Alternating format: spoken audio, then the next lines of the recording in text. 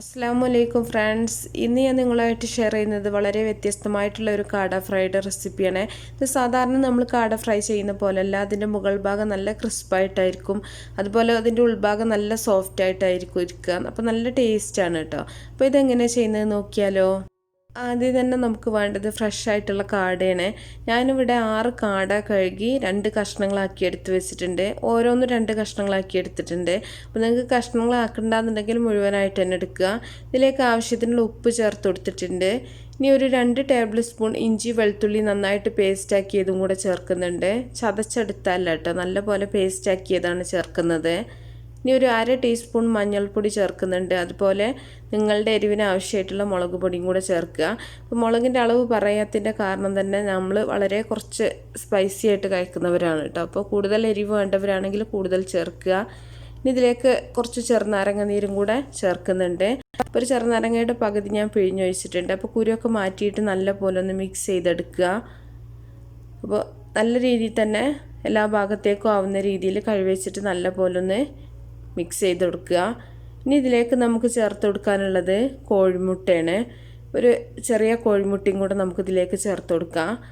അതുപോലെ തന്നെ ഒരു 1.5 ടേബിൾ സ്പൂൺ കോൺഫ്ലവറും കൂടെ ചേർക്കുന്നുണ്ട്.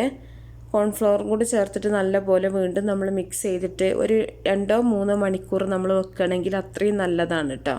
അപ്പോൾ നല്ല പോലെ തന്നെ മസാലയൊക്കെ പിടിച്ച് നല്ല സെറ്റായി കിട്ടും നമുക്ക്. അപ്പോൾ ഒരു 3 മണിക്കൂർ നമുക്ക് അടച്ച് മാറ്റി വെക്കാം.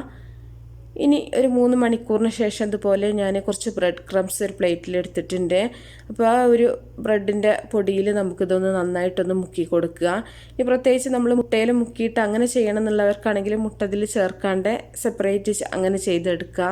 നമ്മൾ മുട്ട നേരത്തെ ചെയ്ത് ഒന്ന് നല്ലപോലെ മിക്സ് ചെയ്ത് വെച്ചിട്ടുള്ളതാണ്.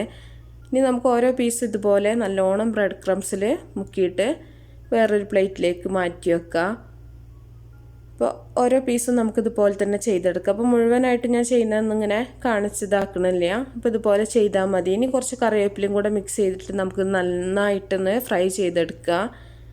അപ്പോൾ ഓയിലിലോ വെളിച്ചെണ്ണയിലോ നിങ്ങൾക്ക് ഫ്രൈ ചെയ്തെടുക്കുക. അത് നമ്മളുടെ ഇതിനനുസരിച്ചിട്ട് ചെയ്താൽ മതി. എങ്ങനെ ചെയ്താലും നല്ല ടേസ്റ്റ് തന്നെയാണ്. അപ്പോൾ നന്നായിട്ട് തന്നെ ബ്രെഡ് ക്രംസ് നല്ല പോലെ തന്നെ കോട്ട് ചെയ്തെടുക്കുക.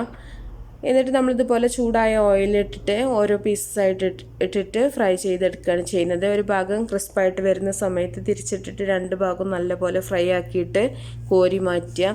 അപ്പോൾ ഇതിൻ്റെ പ്രത്യേകത എന്ന് പറഞ്ഞാൽ നമുക്ക് പുറം ഭാഗം നല്ല കളറുണ്ടെങ്കിലും ഉൾഭാഗം നല്ല സോഫ്റ്റ് ആയിരിക്കും കേട്ടോ. സാധാരണ കാട ഫ്രൈ ചെയ്യുമ്പോൾ തന്നെ നമ്മൾ വളരെ ചെറിയ തീയിലിട്ടിട്ടൊക്കെയാണ് ഫ്രൈ ചെയ്തെടുക്കാറുള്ളത്. എനിക്ക് പെട്ടെന്ന് തന്നെ ഹാർഡായി പോവും. അപ്പോൾ ഇത് നമ്മൾ പുറത്ത് ബ്രെഡ് ക്രംസ് ആയതുകൊണ്ട് തന്നെ നല്ല ക്രിസ്പായിട്ടാവും ഉണ്ടാവുക. അപ്പോൾ ഒരു ഭാഗം റെഡി ആവുന്ന സമയത്ത് ഇതുപോലെ നമുക്ക് തിരിച്ചിട്ട് കൊടുക്കാം.